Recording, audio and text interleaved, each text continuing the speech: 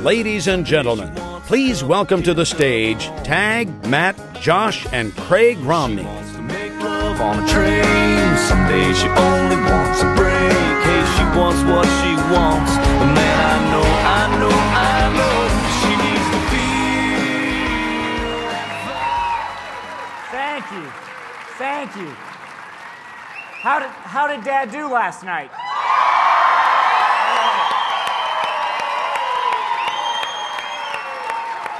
You know, I'm the oldest of 5 boys. There's only 4 of us here today. We're missing my brother Ben. He's a doctor. He couldn't be here. So we found a fill-in for him, another member of the family. We want to bring him out.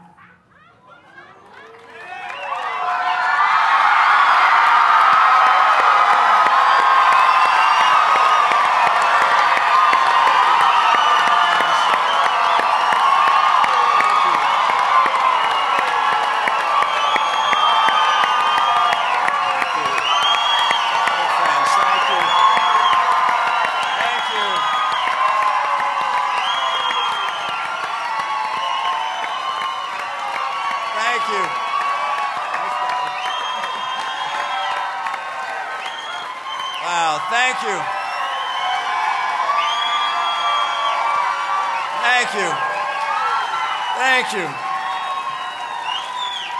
What an honor to be here. What a welcome. Thank you so very much. I heard that the Colorado CPAC was meeting, and we didn't have this planned, but decided to stop by just to say hello. When I heard my boys were going to be here, I couldn't resist.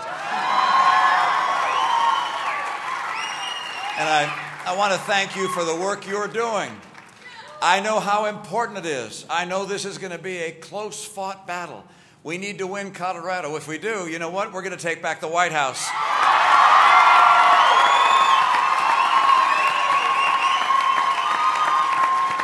So I'm counting on you. It's fun to be here and to feel all the energy that you have here.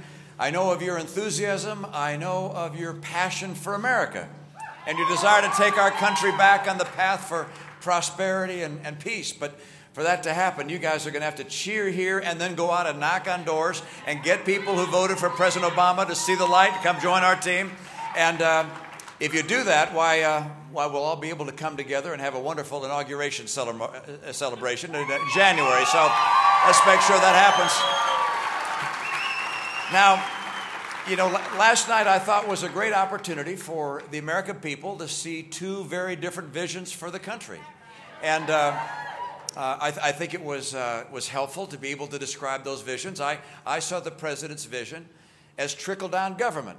And I don't think that's what America believes in. I see instead a prosperity that comes through freedom.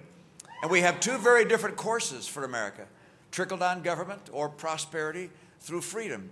And trickle-down government that the president proposes is one where he will raise taxes on small business, which will kill jobs.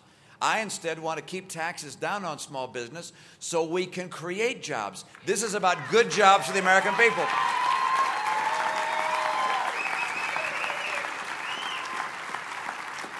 If we continue down his path, there's no question but that the middle class, which the vice president noted has been buried, will continue to be buried with higher and higher expenses for gasoline, for food, for utilities, for health insurance. If I'm elected instead, we're going to see prices moderated because we're going to have people have higher incomes again. We're going to have rising incomes in America because we're going to have more jobs. We're going to have a stronger America with more jobs, rising incomes, moderated prices. That's a very different path than one with trickle-down government. Now, there's another place there's difference, and that's with regards to energy prices. Under trickle-down government, you have the president saying that, well, you remember in his last campaign, that under his policies in energy, that prices of energy would necessarily skyrocket. Well, I believe in an alternative. We should have North American energy independence, use the energy we have. It'll create jobs, keep our costs down, and reinvigorate our economy.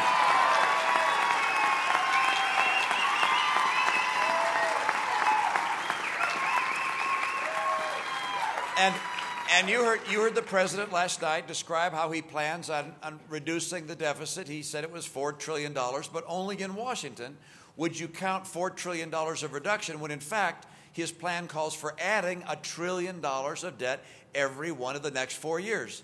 The Congressional Budget Office says that by the end of a 4-year period, if he were to be reelected, trickle-down government would lead to a setting where we would have $20 trillion in debt. I think that's wrong. I think we should instead take a course represented by freedom, which says we're going to finally get America to cap our spending, to cut our spending, and get us on track to a balanced budget.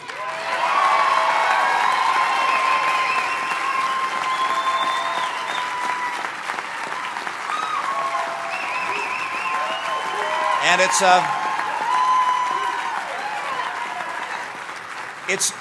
not often, I'm told, that Republicans are able to go out and talk about Medicare with such passion as we do. But let me tell you, when someone is taking $716 billion away from our current seniors in their Medicare plan to pay for Obamacare, we say no way. We're going to put it back and we're going to get rid of Obamacare.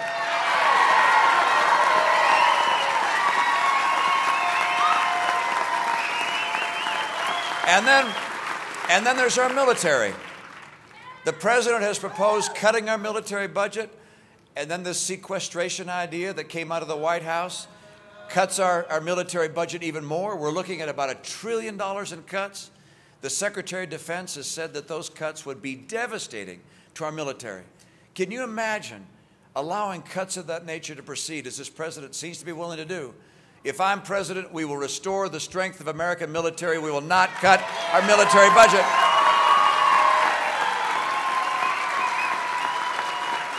And you know how important this is. Trickle-down government will not create the jobs Americans need. Trickle-down government will not bring down the cost of energy. Trickle-down government will not allow incomes to rise. Freedom is what drives America's economy. Free people pursuing their dreams, economic freedom. And we're bringing it back. And the consequence for doing it right versus doing it wrong is really extraordinary. This is about the 23 million people in this country that are out of work or stopped looking for work or just given up. This is about the 1 out of 6 people that have fallen into poverty. It's about the 47 million people that are on food stamps. We don't measure compassion by how many people we can put on food stamps. We measure compassion by how many people we can get a good job so they can get off of food stamps.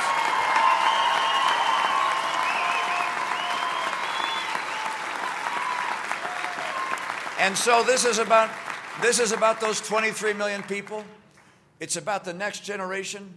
For the first time in history, Americans believe the future's not as bright as the past and that their kids won't enjoy the kind of prosperity that they've enjoyed.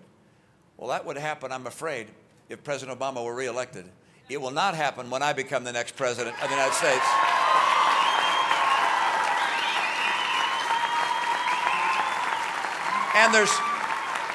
And there's consequence for the world as well. And I think you understand this. I've been fond over the last few weeks of describing my trip to Poland a few weeks ago when I got the chance to meet with a world hero, Lech Walesa, and a champion of freedom. I came in to see him, by the way, and he met me graciously, shook my hand, and said, "You must be tired. You come from America. You sit, I'll talk, you listen." So I did. I sat down. He said that with a smile. I sat down, and he began to speak. And over a period of about 15 minutes, he repeated these words time and time again. Where is American leadership? We need American leadership. We need America to lead. And he'd describe an area in the world, the Middle East or other parts of the world, and after each area and the tumult in that area, he'd say, where's American leadership? You are the only superpower on the planet. We need America to lead. And American leadership begins with strong values and principles in our homes and communities. It extends to a strong economy. That's why we're spending so much time talking about our economy, because everything we do diplomatically, culturally, militarily flows from having a strong economy.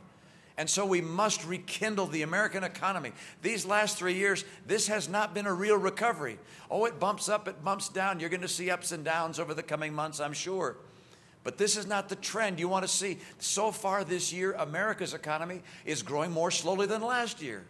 And last year grew more slowly than the year before. This is not the recovery we need. The Federal Reserve printing more money, doing everything they can, trying to prop this thing up. We need to rekindle a strong economy if America is going to have that last pillar of our strength, which is a strong military. I will not cut our military. It will be second to none. It'll be so strong, no one would ever think of testing it.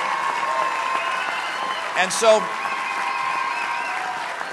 the American people last night were given a choice. They were given a choice between two different visions for America. One where we continue down the road to become more and more like Europe, where a government gets larger and larger, more and more intrusive in our lives, spending more and more, borrowing more and more, putting us on a road to Greece. And the other is a path that returns America to America, where we restore the principles of freedom and hope and opportunity that this nation has always been built upon. I will take us there with your help. We're going to take back this country and keep it the hope of the earth. Thank you so much. Great to be with you. And let's get out there and win. Thank you.